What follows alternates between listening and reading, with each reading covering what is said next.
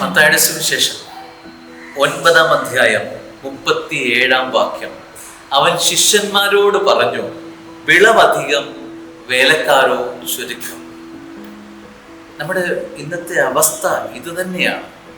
വിളവധികം, വേലക്കാര് ചുരുക്കം. ദാഹാർത്തരായ മനസ്സിൻ്റെ ഉടമകൾ അനേകമുണ്ട്.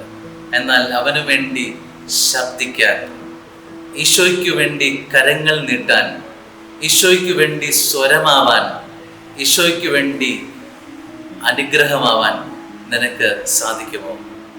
അവനിനിയും വേണം. അവനിനിയും ആളുകളെ വേണം. അവനിനിയും നിന്നെ വേണം. സ്നേഹമുള്ളവരെ, നീ തയ്യാറാണോ?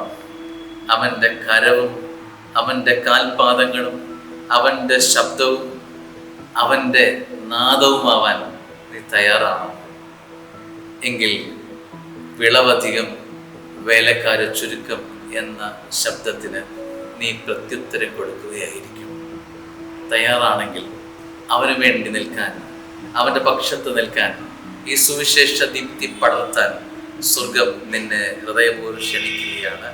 ചേർന്ന് പറയാം, ആമേൻ.